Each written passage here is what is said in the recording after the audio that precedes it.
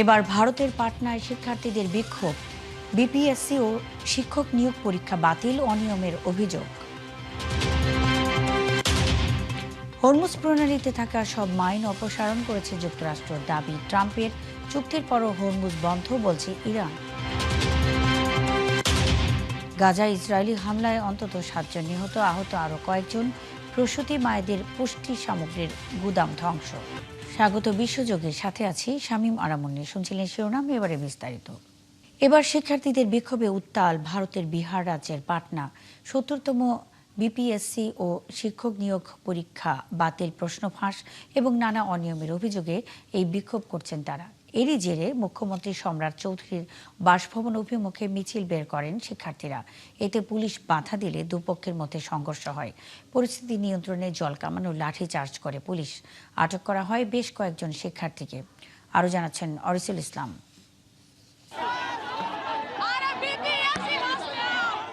বিহারের রাজধানী পাটনার রাজপথে সকাল থেকেই জড়ো হন শত শত চাকরিপ্রার্থী। তাদের গন্তব্য মুখ্যমন্ত্রী সম্রাট চৌধুরীর বাসভবন। কিন্তু পথে পুলিশ ব্যারিকেড বসালে বাধে বিপত্তি। ব্যারিকেড ভেঙে এগোতেই উত্তপ্ত হয়ে ওঠে পরিস্থিতি।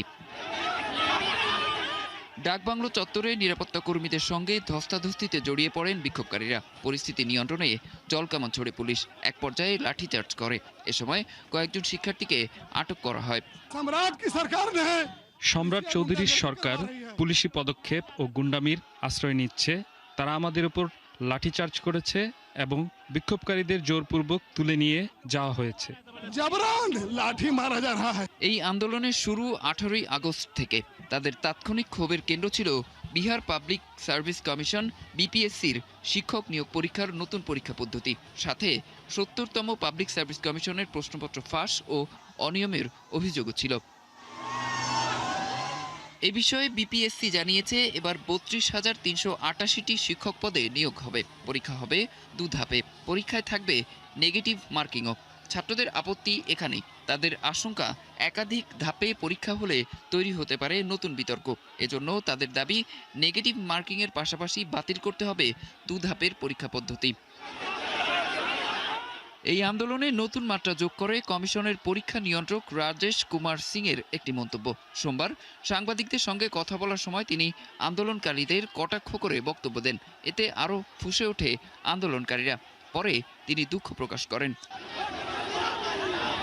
কিন্তু ততক্ষণে ক্ষোভ আরও তীব্র হয়ে ওঠে। ছাত্রনেতারা ঘোষণা করেন মুখ্যমন্ত্রীর বাসভবনের দিকে মিছিলের। এরই জেরে মঙ্গলবার রাজপথে বের হন আন্দোলনকারীরা। এর মধ্যেই ছাত্রদের অভিযোগ শোনার জন্য নতুন উদ্যোগের ঘোষণা দিয়েছে বিহার সরকার। তবে মূল দাবি অমীমাংসিত হওয়ায় নতুন কোনো উদ্যোগে আন্দোলন থেকে সরে না আসার ঘোষণা দিয়েছেন শিক্ষার্থীরা। অরিসুল ইসলাম, ৭১। চীনের বেইজিংয়ে ভারতের জাতীয় নিরাপত্তা উপদেষ্টা অজিত দোভাল ও চীনের পররাষ্ট্রমন্ত্রী ওয়াং ই বৈঠক করেছেন। বৈঠকে দ্বিপাক্ষিক সম্পর্কের উন্নয়ন ও সীমান্ত সংকটের সমাধান নিয়ে আলোচনা হয়েছে বলে জানিয়েছে দুই দেশ। বেইজিংয়ে অবস্থিত ভারতীয় দূতাবাস একটি বিবৃতিতে জানিয়েছে, দ্বিপক্ষীয় সহযোগিতা আরও বাড়ানোর উপর নিয়ে দুই পক্ষ আলোচনা করেছে। সীমান্ত এলাকায় স্থিতিশীলতা, শান্তি ও সম্প্রীতি বজায় রাখার বিষয়েও তারা কথা বলেছে। সীমান্ত ইস্যুতে বিশেষ প্রতিনিধিদের মধ্যে মঙ্গলবার 25তম দফার বৈঠক হয়। এরপর চীনের পররাষ্ট্র মন্ত্রণালয়ও এক বিবৃতিতে সীমানা নির্ধারণের বিষয়ে আলোচনার অগ্রগতি তুলে ধরে। পাশাপাশি প্রাতিষ্ঠানিক কাঠামো উন্নত করা এবং আন্তঃসীমান্ত সহযোগিতা বাড়ানোর বিষয়েও কথা বলেছে তারা। তবে প্রকৃত নিয়ন্ত্রণ রেখার ঠিক কোন কোন অংশে সীমানা নির্ধারণের কথা ভাবা হচ্ছে সেই বিষয়ে কোনো পক্ষই বিস্তারিত কিছু জানায়নি।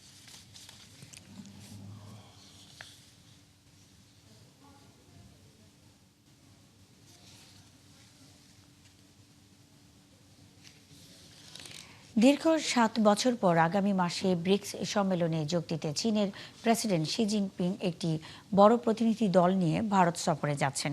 এই সফরের মধ্য দিয়ে প্রায় 7 বছর পর ভারতে যাচ্ছেন চীনা প্রেসিডেন্ট। আগামী 12 ও 13 সেপ্টেম্বর ভারতে অনুষ্ঠিত হবে এবারের ব্রিক্স সম্মেলন। তবে এবারের সফরসঙ্গী হিসেবে চীনের প্রেসিডেন্টের সাথে প্রায় 400 কর্মকর্তা থাকবেন বলে জানা গেছে। এর আগে 2019 সালে ভারত সফর করেছিলেন শি জিনপিং। ওই সফরে তার সঙ্গে প্রায় 200 কর্মকর্তার একটি প্রতিনিধি দল ছিল। এদিকে ভারত ও চীনের মধ্যে সীমান্ত ও আঞ্চলিক নিরাপত্তা নিয়ে দীর্ঘদিন ধরেই মতবিরোধ চলছে। তবে ধারণা করা হচ্ছে এবারের সফরে শি ও মোদির মধ্যে কিছু ইস্যু নিয়ে আলোচনা হতে পারে। ব্রিক্স সম্মেলনের ফাঁকে দুই নেতার দ্বিপাক্ষিক বৈঠক হবে কিনা তা এখনো চূড়ান্ত হয়নি বলে জানিয়েছে চীনের পররাষ্ট্র মন্ত্রণালয়।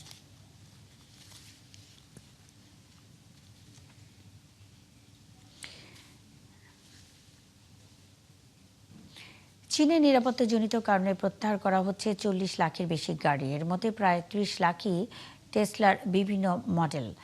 একই সমস্যায় পড়েছে চীনের এক্সপেং, শাওমি ও জিলির গাড়িও। দুর্ঘটনার পর বৈদ্যুতিক ব্যবস্থা অচল হয়ে গেলে দরজা খুলতে দেরি হওয়ার আশঙ্কা থেকেই এই উদ্যোগ। শারমিন স্বপ্নার প্রতিবেদন। চীনে নিরাপত্তাজনিত কারণে প্রত্যাহার করা হচ্ছে 40 লাখেরও বেশি গাড়ি। এর মধ্যে প্রায় 30 লাখ টেসলার। পাশাপাশি তালিকায় রয়েছে এক্সপেং, শাওমি ও জিলির বিভিন্ন মডেল। প্রত্যাহারের কারণ হিসেবে বলা হয়েছে গাড়ির বডির সঙ্গে মিশে থাকা গোপন দরজার হাতল দুর্ঘটনার পর খুঁজে পেতে বা ব্যবহার করতে সমস্যা হতে পারে। বিশেষ করে লো ভোল্টেজ বৈদ্যুতিক ব্যবস্থা অচল হলে দরজা খোলা কঠিন হয়ে পড়ার আশঙ্কা রয়েছে। প্রত্যাহারের আওতায় থাকা গাড়িতে সতর্কতামূলক লেবেল লাগানোর পাশাপাশি সফটওয়্যার আপডেট দেওয়া হবে। দুর্ঘটনার সময় জানালা কিছুটা নিচে নামানোর ব্যবস্থাও থাকবে। চীনা কর্তৃপক্ষ 2027 সালের 1 জানুয়ারি থেকে নতুন নিয়ম চালুর সিদ্ধান্ত নিয়েছে। এরপর দেশটিতে বিক্রি হওয়া গাড়ির দরজার ভেতরে ও বাইরে যান্ত্রিকভাবে খোলার ব্যবস্থা বাধ্যতামূলক হবে। এদিকে যুক্তরাষ্ট্রেও টেসলার গোপন দরজার হাতল নিয়ে তদন্ত চলছে। তবে চীনের মতো ব্যাপক প্রত্যাহারের পরিকল্পনা এখনও সেখানে ঘোষণা করা হয়নি। স্মার্ট নকশার পাশাপাশি দুর্ঘটনার সময় দ্রুত দরজা খোলার নিশ্চয়তা কতটা জরুরি চীনের এই পদক্ষেপে সেই প্রশ্নই নতুন করে সামনে এসেছে। শারমিন স্বপ্না, 71। মিয়ানমারের কাচিন রাজ্যের একটি গ্রাম থেকে 25টি মরদেহ উদ্ধার করা হয়েছে। মঙ্গলবার হপাকান্তের মাওয়ান কালায় গ্রাম থেকে মরদেহগুলো উদ্ধার করা হয়। স্থানীয়রা জানায় 1 বছরেরও বেশি সময় ধরে জান্তা বাহিনী নিয়ন্ত্রণে ছিল গ্রামটি। তবে সম্প্রতি গ্রামটিতে সাধারণ জনগণকে ফিরে যাওয়ার অনুমতি দেওয়া হয়। এ সময় বাড়িঘর পরিষ্কার করতে গিয়ে বিভিন্ন স্থানে মাটি চাপা দেওয়া অবস্থায় মরদেহগুলোর উদ্ধার করে তারা। তবে মরদেহগুলো কাদের তা এখনও নিশ্চিত হওয়া যায়নি। স্থানীয়দের দাবি 2025 সালের মাঝামাঝি সময়ে হপাকান্তের নিয়ন্ত্রণ নেয়াকে কেন্দ্র করে বেসামরিক নাগরিকদের উপর দমনপীড়ন চলে। আগুন দেওয়া হয় বাড়িঘরে, চালানো হয় লুটপাট।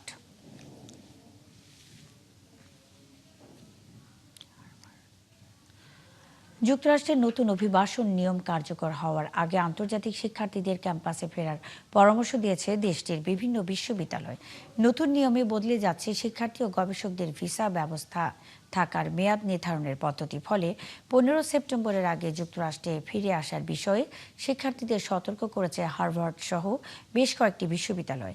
কেন এতটা জরুরি হয়ে উঠেছে সময়ের আগেই যুক্তরাষ্ট্রে ফেরা, জানাচ্ছেন শারমিন স্বপ্না। যুক্তরাষ্ট্রে আন্তর্জাতিক শিক্ষার্থী ও গবেষকদের ভিসা ব্যবস্থায় বড় পরিবর্তন আনছে হোমল্যান্ড সিকিউরিটি বিভাগ। নতুন নিয়মে বর্তমানে চালু থাকা ডিউরেশন অব স্ট্যাটাস ব্যবস্থা বাতিল করে নির্দিষ্ট সময়ের জন্য যুক্তরাষ্ট্রে থাকার অনুমতি দেওয়ার ব্যবস্থা চালু করা হবে। নতুন নিয়ম অনুযায়ী কোনো আন্তর্জাতিক শিক্ষার্থী, গবেষক বা তাদের নির্ভরশীল পরিবারের সদস্য 15 সেপ্টেম্বরের আগে যুক্তরাষ্ট্রে থাকলেও পরে দেশ ছাড়েন এবং 15 সেপ্টেম্বরের পর আবার যুক্তরাষ্ট্রে প্রবেশ করেন, তাহলে ফেরার সময় তার ক্ষেত্রে নতুন নিয়ম প্রযোজ্য হবে। এই কারণে ক্যাম্পাস ভিত্তিক প্রোগ্রামে ভর্তি থাকা আন্তর্জাতিক শিক্ষার্থী ও গবেষকদের 15 সেপ্টেম্বর নতুন নিয়ম কার্যকর হওয়ার সময় যুক্তরাষ্ট্রে শারীরিকভাবে উপস্থিত থাকার পরামর্শ দিয়েছে হার্ভার্ড বিশ্ববিদ্যালয়। শুধু হার্ভার্ড নয়, আন্তর্জাতিক শিক্ষার্থীদের ভ্রমণ পরিকল্পনা নিয়ে সতর্ক করেছে আরও কয়েকটি বিশ্ববিদ্যালয়। কলাম্বিয়া বিশ্ববিদ্যালয় 8 সেপ্টেম্বরের মধ্যে শিক্ষার্থীদের যুক্তরাষ্ট্রে ফিরে আসার পরামর্শ দিয়েছে। এছাড়া Ohio state university, Georgetown university, George Washington university এবং শিকাগো বিশ্ববিদ্যালয়ও নতুন নিয়মের বিষয়টি বিবেচনায় রেখে আন্তর্জাতিক শিক্ষার্থীদের ভ্রমণের সময়সূচি নির্ধারণের পরামর্শ দিয়েছে। ফলে সেপ্টেম্বরের মাঝামাঝি নতুন অভিবাসন নিয়ম কার্যকর হওয়ার আগে যুক্তরাষ্ট্রের অবস্থান এবং আন্তর্জাতিক ভ্রমণের সময়সূচি নিয়ে বাড়তি সতর্কতা অবলম্বন করতে হচ্ছে বিদেশি শিক্ষার্থীদের। শারমিন স্বপ্না, ৭১। যুক্তরাষ্ট্রের প্রেসিডেন্ট ডোনাল্ড ট্রাম্প দাবি করেছেন মার্কিন নৌবাহিনী হরমুজ প্রণালীতে পেতে রাখা সব মাইন অপসারণ করেছে। অন্যদিকে ওমানের সাথে ট্রানজিট চুক্তি সত্ত্বেও হরমুজ প্রণালী বন্ধ রয়েছে বলে জানিয়েছে ইরান। ট্রুথ সোশ্যালে দেয়া এক পোস্টে ট্রাম্প বলেন, ইরানকে জানিয়ে দেওয়া হয়েছে যে হরমুজ প্রণালীতে কোনো জাহাজ বা নৌকা নতুন করে মাইন পাতার চেষ্টা চালালে তাৎক্ষণিক ও পরিকল্পিতভাবে সেটি ধ্বংস করা হবে। ট্রাম্প আরও বলেন, হরমুজ প্রণালীতে মাইন স্থাপনের ক্ষেত্রে যুক্তরাষ্ট্র শূন্য সহনশীলতা নীতি গ্রহণ করেছে এবং তা পুরোপুরি কার্যকর রয়েছে। এদিকে ইরানের উপপররাষ্ট্রমন্ত্রী কাজেম ঘারিবাবাদী বলেছেন, ওমানের সাথে একটি অস্থায়ী ট্রানজিট চুক্তি হওয়া সত্ত্বেও হরমুজ প্রণালী বন্ধ রয়েছে। তিনি আরও বলেন, এই জলপথটি পুরোপুরি খুলে দেওয়ার আগে ওয়াশিংটনকে অবশ্যই সমঝোতা স্মারকের আওতায় তাদের প্রতিশ্রুতিগুলো পূরণ করতে হবে। ইরানের বিরুদ্ধে সামরিক পদক্ষেপের বিষয়ে ধীরে ধীরে মার্কিন নাগরিকদের সমর্থন হারাচ্ছে ডোনাল্ড ট্রাম্প। সবশেষ রয়টার্স ইপসোস জরিপে দেখা গেছে, এই অভিযানে সমর্থন করছেন মাত্র ৩১% মার্কিন নাগরিক, যা চলতি মাসের শুরুতেও ছিল ৩৪%। ৪ দিন ধরে পরিচালিত এই জরিপের ফল স্থানীয় সময় সোমবার প্রকাশ করা হয়। এতে দেখা যায়, মার্চে ইরানের বিরুদ্ধে সামরিক অভিযানের পক্ষে ছিলেন ৩৭% মার্কিন নাগরিক। শুধু সাধারণ জনগণ নয়, রিপাবলিকান ভোটারদের মধ্যেও যুদ্ধের সমর্থন কমেছে। মার্চে দলটির ৭৭% সমর্থক ইরানের বিরুদ্ধে সামরিক পদক্ষেপের পক্ষে ছিলেন। সর্বশেষ জরিপে এই হার কমে হয়েছে ৬৯%। একই সময় প্রেসিডেন্ট হিসাবে ট্রাম্পের জনপ্রিয়তাও কমেছে। তার পক্ষে ভোট পড়েছে মাত্র ৩৩%। যদিও ট্রাম্প প্রশাসনের দাবি, ইরানের বিরুদ্ধে সামরিক অভিযান ছিল প্রয়োজনীয়।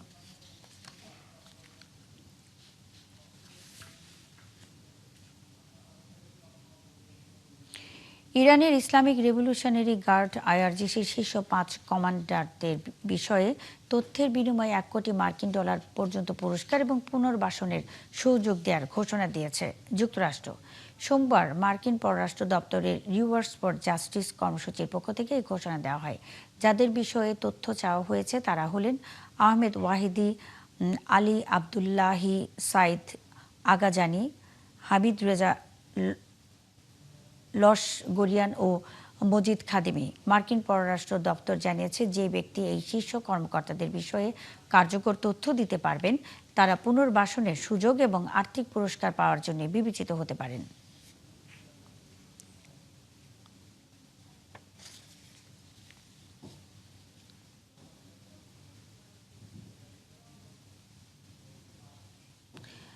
গাজার বিভিন্ন এলাকায় ইসরায়েলি বাহিনীর হামলায় অন্তত ৭ জন নিহত হয়েছেন, আহত হয়েছেন আরও কয়েকজন। আল শিফা হাসপাতালের একটি সূত্র জানিয়েছে, মঙ্গলবার কামাল আদওয়ান হাসপাতালের কাছে বেত লাহিয়া এলাকার একটি বাড়িতে চালানো হামলায় ৩ জন ফিলিস্তিনি নিহত এবং আরও কয়েকজন আহত হয়েছেন। এর আগে খান ইউনিসের আল মাওয়াসি এলাকায় বেসামরিক নাগরিকদের লক্ষ্য করে চালানো ড্রোন হামলায় ৪ জন নিহত হয়।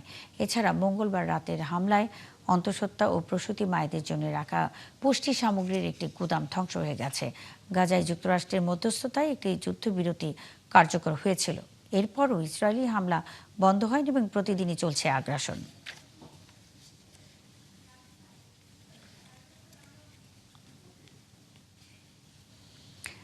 গাজার ধ্বংসপ্রাপ্ত হাসপাতাল ও চিকিৎসা কেন্দ্রের সরঞ্জামের ঘাটতির পাশাপাশি ওষুধের সংকটে পুরো স্বাস্থ্য ব্যবস্থা ভেঙে পড়েছে। ন্যূনতম স্বাস্থ্য সেবাও পাচ্ছেন না নাগরিকরা।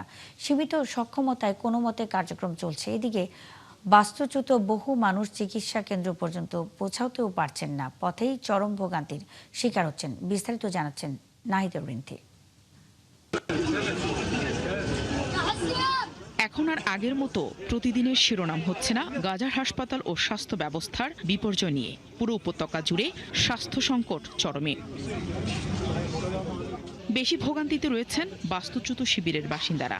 একদিকে যেমন বিধ্বস্ত স্বাস্থ্য ব্যবস্থা তাদের দোরগোড়ে পৌঁছাতে পারছে না, অপরদিকে অসুস্থ ও আহত মানুষের পক্ষে স্বাস্থ্য কেন্দ্রে পৌঁছানো কঠিন হয়ে উঠেছে। সেই সাথে নিরাপদ পানি ও স্যানিটেশনের সংকট, তীব্র গরম ঠান্ডা এবং অস্বাস্থ্যকর পরিবেশ পরিস্থিতিকে জটিল করে তুলেছে। গাজার স্বাস্থ্য ব্যবস্থার সংকটের গভীরতা বোঝা যায় হাসপাতাল ও শয্যার পরিসংখ্যানেও, যেখানে যুদ্ধের আগে গাজা উপত্যকা জুড়ে UNRWA 22টি ক্লিনিক চালু ছিল। এখন কোনো মতে চালু আছে মাত্র 6টি। এদিকে গাজার 34টি হাসপাতালের মধ্যে আংশিকভাবে কার্যকর মাত্র 19টি। তবে সেগুলোতেও চিকিৎসা সেবা দেওয়া সম্ভব হচ্ছে না। একই সঙ্গে চিকিৎসক ও স্বাস্থ্যকর্মীর সংকট পরিস্থিতিকে আরও জটিল করে তুলছে। গাজা উপত্যকার প্রায় 20 লাখ মানুষের জন্য এখন হাসপাতালে রয়েছে মাত্র 2200টি শয্যা, অথচ যুদ্ধের আগে শুধু আল শিফা হাসপাতালই ছিল অন্তত 700টি শয্যা। নাহিদা রিন্থি, 71। গ্রিসের ক্রিট দ্বীপের উপকূলের কাছে দুটি নৌকা থেকে নারী ও শিশুসহ 79 জন অভিবাসীকে উদ্ধার করেছে দেশটির কোস্টগার্ড। গ্রিসের কোস্টগার্ড জানিয়েছে, স্থানীয় সময় মঙ্গলবার দক্ষিণ ক্রিটের কালি লিমেনেস বন্দরের কাছে তাদের উদ্ধার করা হয়। উদ্ধারকৃতদের মধ্যে বাংলাদেশ ও যুদ্ধ বিধ্বস্ত সুদানের নাগরিকরা রয়েছেন। এর আগে গ্রিসের সংবাদসংস্থা ANA জানিয়েছিল, ওই সময় 85 জনকে উদ্ধার করা হয়েছে। পরে কোস্টগার্ডের পক্ষ থেকে জানানো হয় উদ্ধার হওয়া মানুষের সংখ্যা 79। ANA আরও জানিয়েছে, সাম্প্রতিক মাসগুলোতে গ্রিসে আগত অভিবাসীদের সংখ্যা কিছুটা কমেছে। লিবিয়া থেকে প্রায় 320 কিলোমিটার দূরে অবস্থিত ক্রিট ও গাভদোস দ্বীপ সাম্প্রতিক সময়ে গ্রিসে আশ্রয় প্রার্থীদের প্রবেশের অন্যতম প্রধান পথ হয়ে উঠেছে।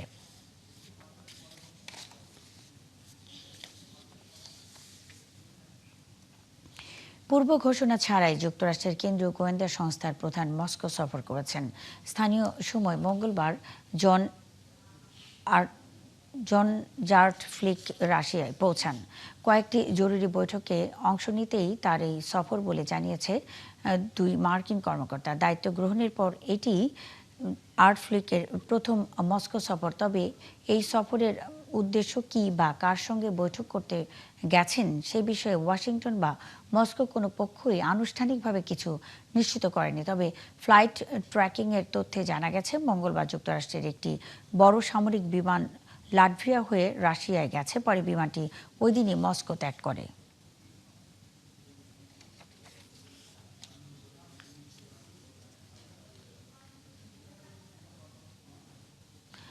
ভারী তুষারপাত ও তীব্র শীতের কারণে বিপর্যস্ত হয়ে পড়েছে বলিভিয়ার লাপাজ, এল আল্টো সহ বেশ কিছু অঞ্চলের জনজীবন। ভেঙে পড়েছে যোগাযোগ ব্যবস্থা, নষ্ট হয়ে গেছে হাজার হাজার হেক্টর জমির ফসল। বিস্তারিত নাহিদা রিন্থির প্রতিবেদনে। ভারী তুষারে ছেয়ে গেছে বিস্তীর্ণ অঞ্চল, যেন সাদা চাদরে ঢাকা পড়েছে বলিভিয়ার লাপাজ ও এল আল্ট্রো সহ পুরো এলাকা। এর প্রভাব পড়েছে সড়ক, মহাসড়কে, যান চলাচল, জ্বালানি সরবরাহ এবং ফ্লাইট সময়সূচিতে। বিপর্যস্ত হয়ে পড়েছে এসব এলাকার মানুষের জীবন। এই আবহাওয়ার চরম সংকটের মুখে পড়েছে 26,000-এর বেশি পরিবার। তুষারপাতের কারণে শীতের তীব্রতা অনেক বেশি, তাই নিজেকে কিছুটা উষ্ণ রাখার জন্য ইঞ্জিন চালু করে গাড়িটি গরম করে নিচ্ছি।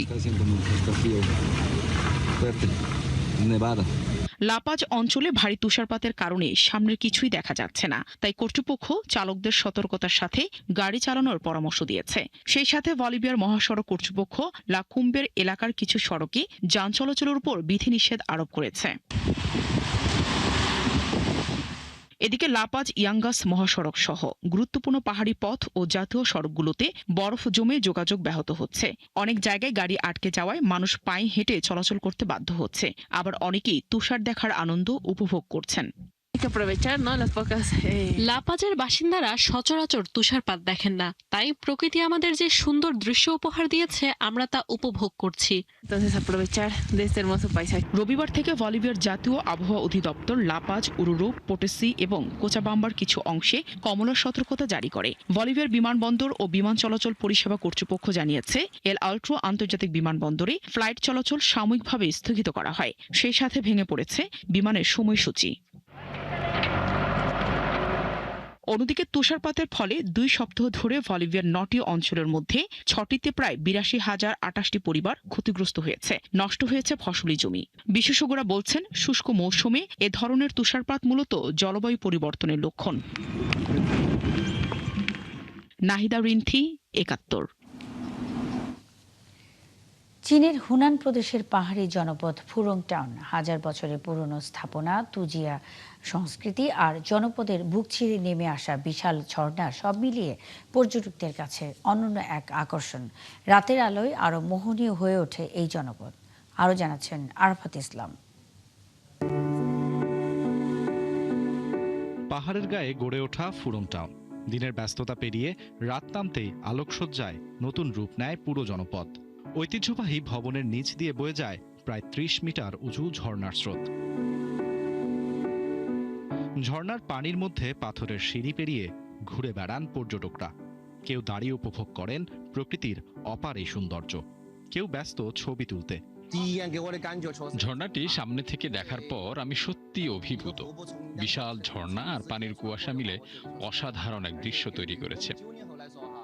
ঝর্ণাকে ঘিরে গড়ে ওঠা কাঠের ঐতিহ্যবাহী তুজিয়া বাড়িগুলো ফুরং টাউনের সৌন্দর্য আরও বাড়িয়েছে। পাহাড়ের ঢালুভূমির সঙ্গে মানিয়ে তৈরি এসব ভবন স্থানীয় সংস্কৃতিরও প্রতিচ্ছবি।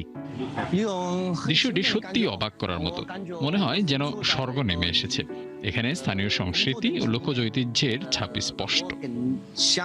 ২০০০ বছরেরও বেশি ইতিহাসের এই জনপদ একসময় পরিচিত ছিল ওয়াংচুং নামে। পরে চীনা চলচ্চিত্র হিবিস্কাস টাউন এখানে নির্মিত হলে জায়গাটি ব্যাপক পরিচিতি পায়। ১৯৯৭ সালে আনুষ্ঠানিকভাবে নাম হয় ফুরং টাউন, আর তখন থেকেই ঝর্ণার উপর ঝুলে থাকা প্রাচীন এই শহরটি পর্যটকদের কাছে ফুরং নামে জনপ্রিয় হয়ে ওঠে। আরাফাত ইসলাম, ৭১। এই ছিল এখনকার আয়োজনে। বিশ্বের নতুন নতুন খবর ও বিশ্লেষণ নিয়ে পরবর্তী বিশ্বযোগ আবারও হাজির হবে দুপুর ১:৩০টায়। সরাসরি সংবাদ অনুষ্ঠান দেখতে চোখ রাখুন ৭১-এর ফেসবুক পেজ এবং সাবস্ক্রাইব করুন ৭১-এর ইউটিউব চ্যানেল। থাকুন ৭১-এর সাথে।